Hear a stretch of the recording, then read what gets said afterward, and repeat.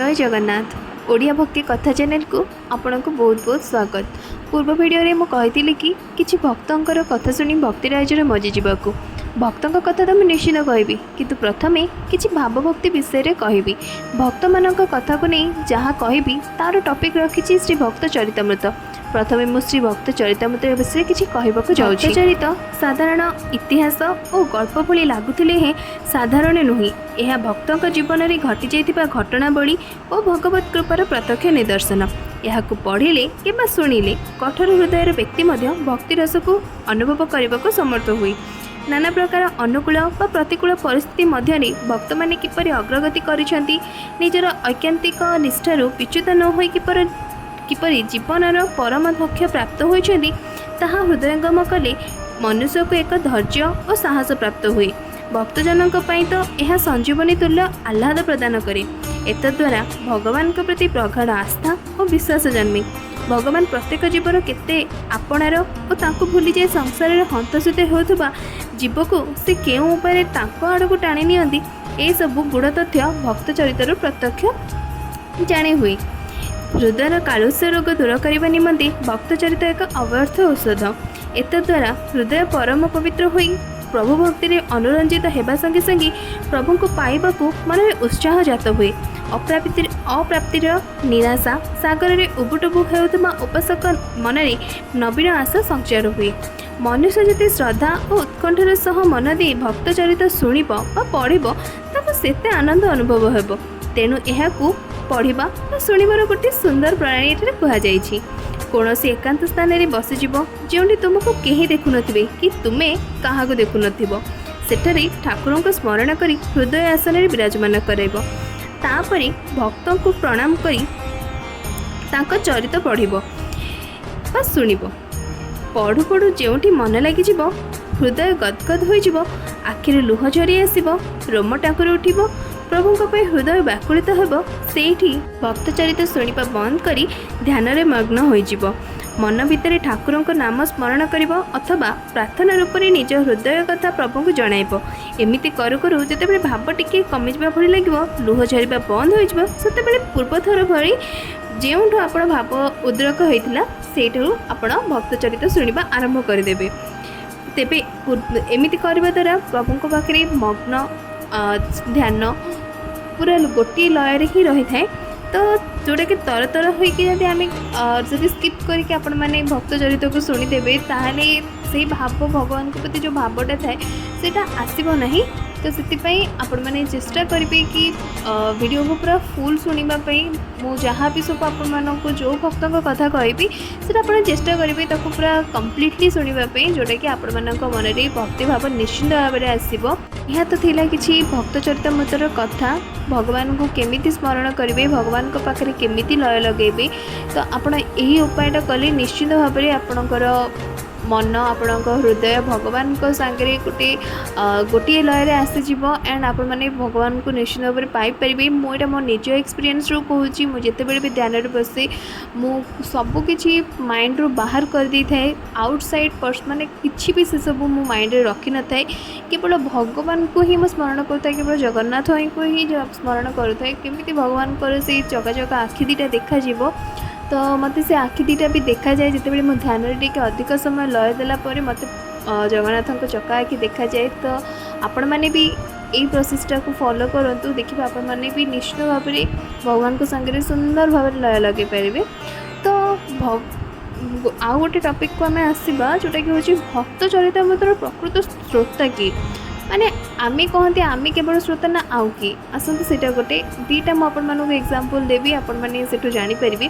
Actually भक्त चरितमृत जोटा भक्तों कथा केवल आमे शुणती ना आउ किए शुणती आपण मैंने यही एग्जांपल जानीपर। दीटा एग्जांपल देवी। तो चलते स्टार्ट करवा।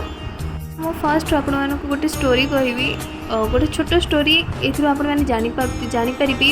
एंड ये स्टोरी भी बहुत भाव रही आपण मैंने कम्प्लीटली टिके कनसेंट्रेट करके गोटे ध्यान रे गोटे लय रे शुणु आपण मैंने जानीपारे। तो चलते स्टार्ट करवा। तो घटनाटी ब्रजमंडल अंतर्गत होडल ग्रामर। सेतेबेले सन्थ प्रियदास सद्गुरुदेव आज्ञारे भक्तमाला टीकार लेखन कार्य पूर्णांग करी सन्थ मंडली संगरे ବ୍ରଜ 84 କୋଶ ପରିକ୍ରମା କରିବାକୁ ବାହାରିଥାନ୍ତି।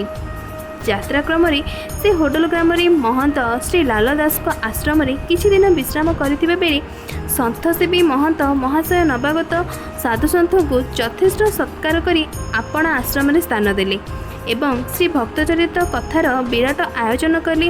ଶ୍ରୀ ପ୍ରିୟା ଦାସ ପ୍ରତ୍ୟହ ଭକ୍ତଚରିତ ଶୁଣାନ୍ତି। ଚାତକ ପକ୍ଷୀ ସ୍ୱାତି ଜଳ ପାନ କଲା ପରି କଥା କୀର୍ତ୍ତନ ଓ ମହୋତ୍ସବରେ ସନ୍ଥଜନଙ୍କ ହୃଦୟ ସିନ୍ଧୁ ଉଦ୍ବେଳିତ ହୋଇ ଉଠେ। ଦୂର ଦୂରାନ୍ତରୁ କଥାରସ ରସିକ ଶ୍ରୋତବନ୍ଧୁ ଆସି ଭକ୍ତଚରିତ ମତ ପାନ କରି ପରମ ଆନନ୍ଦ ଅନୁଭବ କରନ୍ତି। ଦିନେ ଜନଗହଳିର ସୁଯୋଗ ନେଇ କେତେକ ଚୋର କଥା ଶୁଣିବା ନାଁରେ ଭଦ୍ରଲୋକ ବେଶରେ ଆସି ଆଶ୍ରମରେ ପହଞ୍ଚିଗଲେ।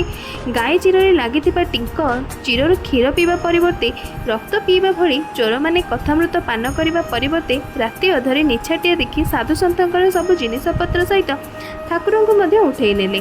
ପ୍ରଭାତରୁ ଏଭଳି ଦୁଃଖଦ ଘଟଣା ଦେଖି ସନ୍ଥଜନଙ୍କ ମନ ଭାଙ୍ଗିଗଲା।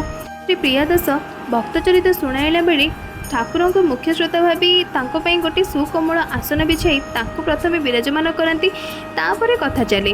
କିନ୍ତୁ ଆଜି ଠାକୁରେ ନଥିବାରୁ କଥା ବନ୍ଦ ରହିଲା। ସାଧୁସନ୍ଥଙ୍କ ସମତେ ସମସ୍ତ ଶ୍ରୋତମଣ୍ଡଳୀ ଅନ୍ନ ଜଳ ଛାଡ଼ି ମନ ଦୁଃଖରେ ସେହି ରାତି କାଟିଲେ। ଭକ୍ତଜନଙ୍କର ଏ ଦୁଃଖ ଭକ୍ତବତ୍ସଳ ଭଗବାନ ସହିପାରିଲେ ନାହିଁ। ସେ ଏକ ଲୀଳା ଦେଖାଇଲେ। ତା ପରଦିନ ସକାଳୁ ହଠାତ୍ ଦେଖାଗଲା ଯେ ସେପଟେ ଠାକୁରଙ୍କୁ ବିମାନରେ ବସାଇ ଚୋରମାନେ ନାମ ସଂକୀର୍ତ୍ତନ କରି କରି ଆସୁଛନ୍ତି। ସେମାନେ ଶ୍ରୀ ପ୍ରିୟା ଦାସଙ୍କ ନିକଟରେ ପହଞ୍ଚି ହଠାତ୍ ତାଙ୍କ ପଦ ତଳେ ପଡ଼ିଯାଇ ବ୍ୟାକୁଳ ଚିତ୍ତରେ କ୍ଷମା ମାଗିଲେ।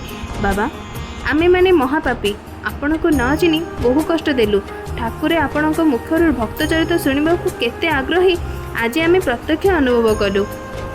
କ'ଣ ହେଲା ବୋଲି ପଚାରିବାରୁ ଜଣେ କହିଲେ, ଠାକୁର ମୋତେ ରାତିରେ ଭୟାନକ ସ୍ୱପ୍ନ ଦେଇ କହିଲେ, ରେ ଦୁଷ୍ଟ ପାଷଣ୍ଡ, ମୋତେ ଭକ୍ତଚରିତ ଶୁଣିବାରୁ ବଞ୍ଚିତ କରି ଏବଂ ମୋ ଭକ୍ତଜନଙ୍କୁ ଭୋକ ଉପାସରେ ରଖି ତୁମେମାନେ ମୋତେ ଯେଉଁ କଷ୍ଟ ଦେଲ ତାହା ବଦଳରେ ମୁଁ ତୁମମାନଙ୍କ ମୁଣ୍ଡରେ ଦୁଃଖର ପାହାଡ଼ କଚାଡ଼ି ଦେବି।